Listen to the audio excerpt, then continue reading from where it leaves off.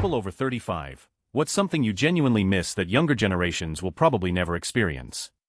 Story 1. When everyone watched a TV show at the same time in their individual households and then came together to talk about it the next day. Pre-streaming services days. Commercials still sucked, but there was something magical about it. Story 2. Finding a magazine with something you love on it, a band or an actor or whatever. Now if you love something you can immediately consume every piece of media on that thing, which is also cool, but you'll always miss turning the corner at the grocery store and seeing that Spin is doing an all-issue, or the Rolling Stone issue after Hunter Thompson died, and being like yes. Edited to add and the smell, the ink plus the paper and the perfume samples, incredible, life without social media.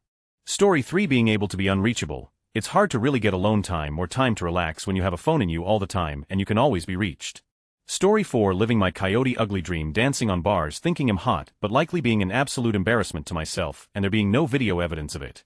Story 5. Spending all day outside with my siblings until mom hollered for us to come in for dinner. I don't think I would be comfortable leaving my child for a full day outside with no supervision. Story 6. Life before 911. The world was still far from perfect then, but I felt that the innocence of my childhood died that day and the reality that the world is a dangerous and unpredictable place really started to sink in. I feel like we've been in a downward spiral ever since.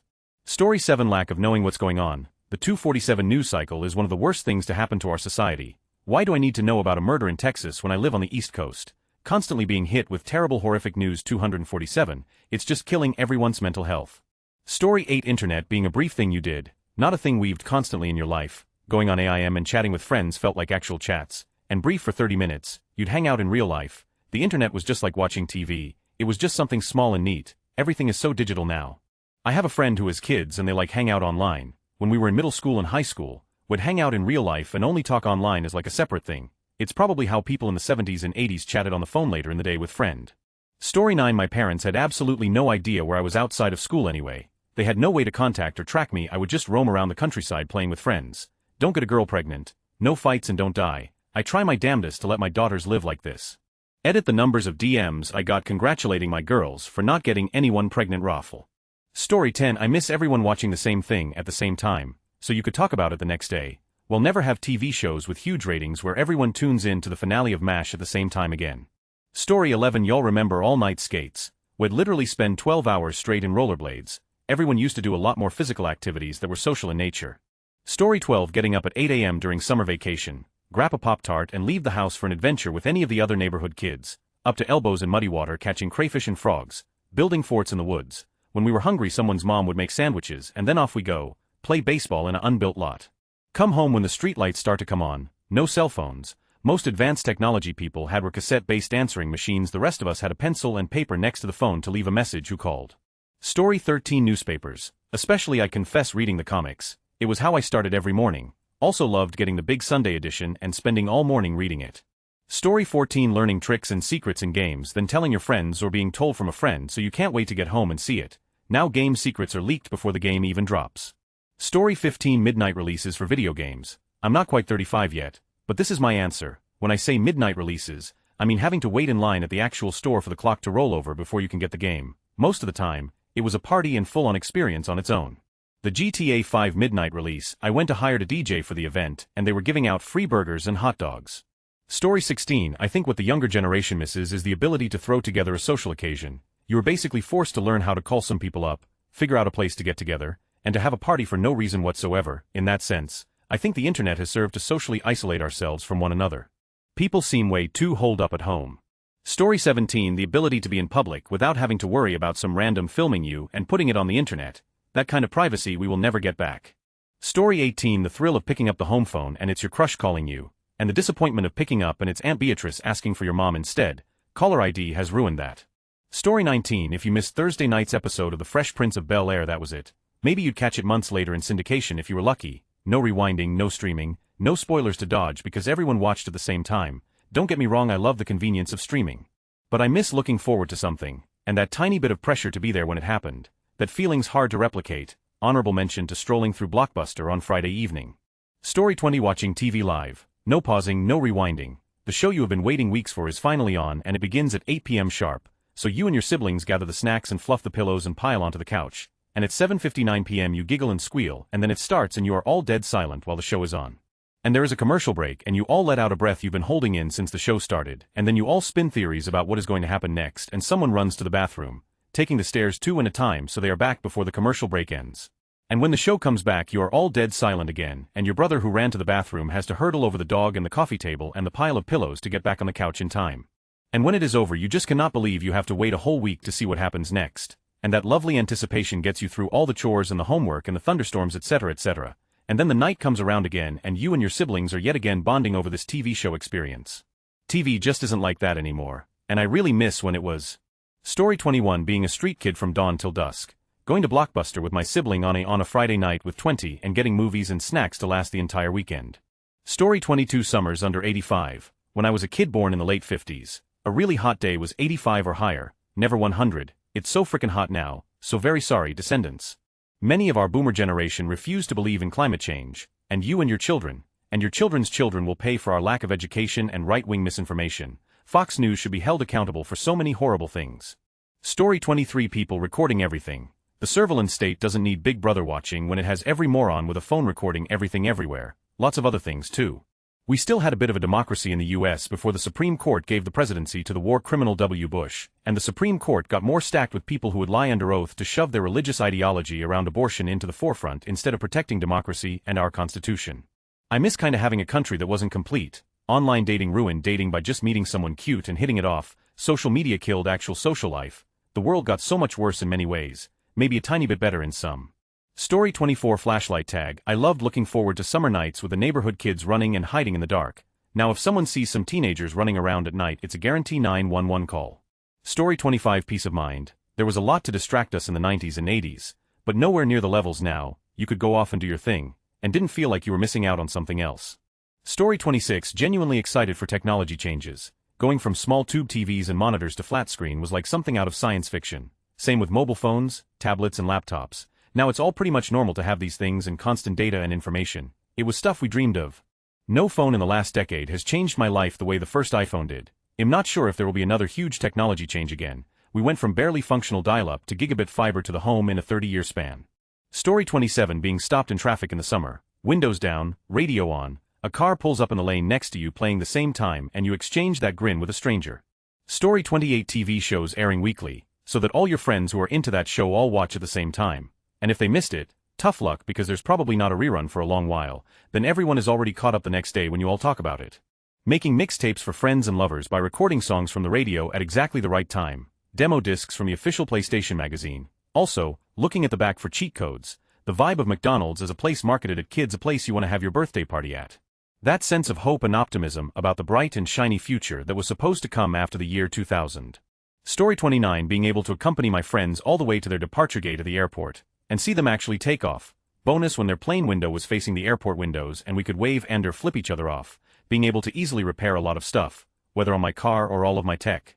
I can't even get to the fan belt or spark plugs in my car now, they're all covered up, and reaching the caps to top off the oil, coolant and wiper fluid is difficult when it shouldn't be. I used to repair turntables, cassette players, CD players, radios, the old types of telephones. Now I can't fix jack sit most of the time, and the kids in my fam don't even try. I hate how much money they have to dole out to replace things and how often, and I hate that very few of them ever get to know the satisfaction of fixing your own stuff.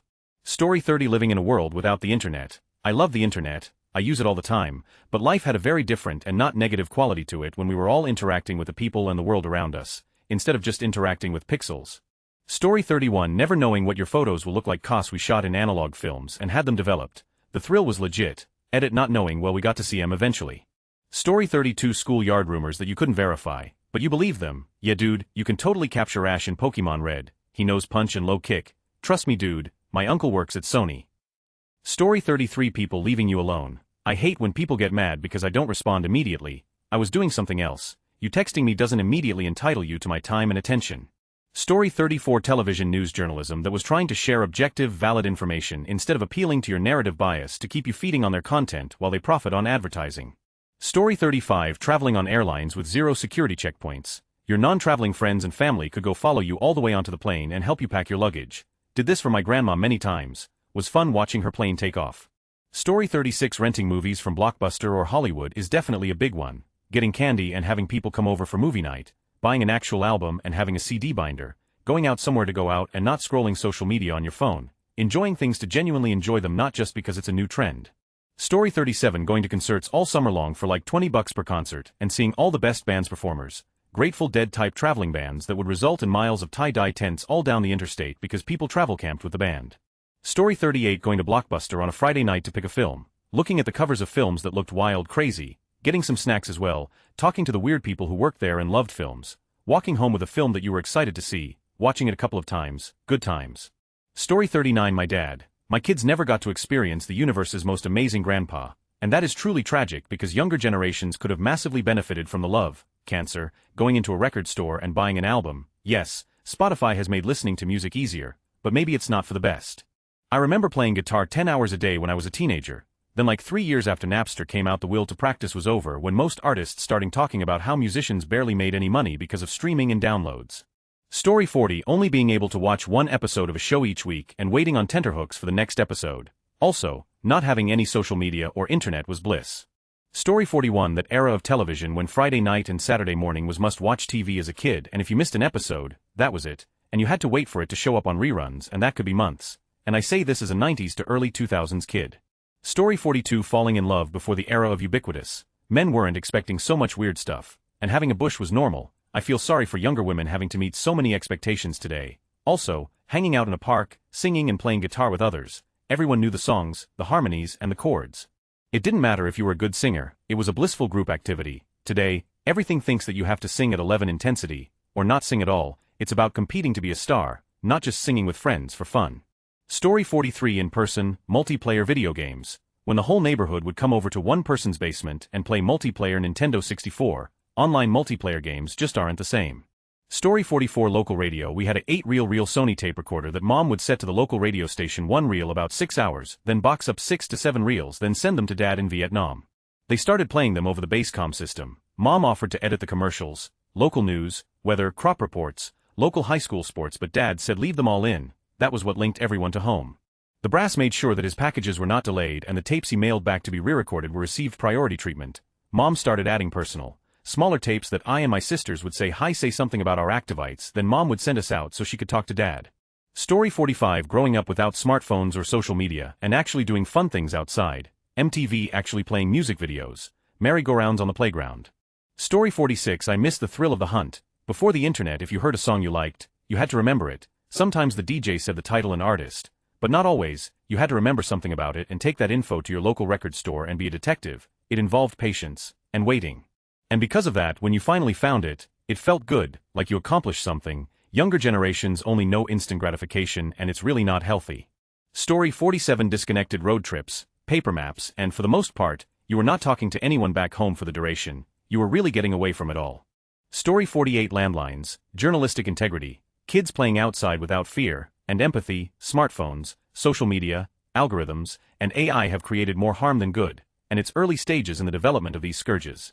Story 49 playing outside in the summer. My parents used to throw me outside all day during summer in the South, but now there are national weather advisories telling me it's too dangerous to play outside for so long. I took my kids to the pool during one of these advisories. It was in the water, I reasoned, and we only stayed outside for 45 minutes with sunscreen on. I had the worst headache of my life when we were done. The climate here used to just be hot, now it's dangerous. Story 50 being 10 and dropped off at the movie theater with your friends to see the latest Disney movie, with a dime to call mom when the movie was over and she would come get you. Story 51 believing everything you heard because we didn't have anything to go make sure it was true or not, like the time everyone thought Marilyn Manson took a rib out to give himself head. Story 52 I really miss certain businesses like Borders, Toys R Us, KB Toys, Hastings, Fry's Electronics etc. Everything is going the way of the big box store and it's crushing our souls. Shopping online is convenient, but I'd rather support a smaller local niche business than a corporation like Walmart or Amazon. I also miss when the internet wasn't as all-consuming in our daily lives. It's a fantastic invention that's helped people stay connected, but it's also led to a culture of instant gratification and short attention spans. Story 53 the excitement of waiting for the movie you want to watch to be aired on TV, and also the video rental shops. It was the whole ritual to prepare for Friday's movie night. Story 54 everyone not having a camera or internet at their fingertips. People don't live in the moment anymore and just enjoy time together, but also if someone makes a mistake or has something embarrassing happen it may be recorded and turn into something they will never be able to forget. Story 55 everything, all of it, cars that were all chrome and right angles bugs on the windshield fireflies family ties cheers waiting in line to go see a blockbuster movie, because the line to the movie theater would actually go around the block VHS video stores drive-ins the excitement of getting cable and going from 3, 5 channels because PBS didn't come in very well. And who wants to watch Lawrence Welk anyway? To 35 channels trying to catch bits of a sketchy nudie movie in between the squiggly lines of a cable channel. You didn't get corded phones, rotary phones operators actually going outside. I live in a moderately sized town. Why don't kids go outside anymore? Where are all the kids? Comic book stands, arcades, going to your friend's house because they got a Nintendo, Saturday morning cartoons, afternoon cartoons, spending hours looking through a catalog for stuff you could never have. It seemed like things were designed to be used, not replaced. Winter Hope. Story 56. Seeing sentences with correctly spelled words and proper grammar. Not being infantilized, accountability and integrity, respecting authority and your elders. Story 57. Not that I miss it per se, but riding bikes to Blockbuster and seeing what new titles they have on a Friday after school with mates was pretty cool. There's just nothing like that now. Story 58. What we have with streaming is objectively better, but there was something really magical about going to a video store and renting a new game or movie. My parents would rent a video for the whole family and then let my sister and I pick out a movie or game each. Just something about looking at all the options, reading the back of the case, figuring out what you would want. It was nice. Story 59. In general, I miss anticipation. It's a theme through many of the other posts. I'm old enough to have started with landline phones, libraries and index cards, thumbing through LPs in a music store, checking TV Guide for upcoming episodes, ordering from catalogs and mail delivery, to a world where most everything is at your fingertips. If it's not next day delivery, you're disappointed. It's great and I love it, but there was a certain satisfaction that came with waiting. Story 60. So I'm thinking about how you would wait hours listening to the radio for that song you wanted to record on a cassette tape, downloading a song off LimeWire that took 8 hours on dial-up only to be someone pushing their music. Story 61. The majority of people knowing what they know and knowing what they don't know, redirecting conversations. BC. The other person saw a YouTube video or TikTok wears me out sometimes. I've learned the debate is more exhausting. Redirecting is easier but still more difficult than it was before. Story 62. Being able to disconnect. Growing up with minimal access to the internet. Limitations on cellular use. Call me after 9 when my minutes are free, lol. And a general capped out ability to be available makes life so much more rewarding. You get to just live, not live on call, if that makes sense. Story 63. Not knowing where everyone was all the time. It was seriously a mystery. Were your parents home when you got there? Who knows? You got to open the garage to find out. Randomly running into friends out and about was so exciting. Nobody could get a hold of you ever. Using a payphone to call someone for a ride with only enough change for a few calls. Life was an exciting mystery.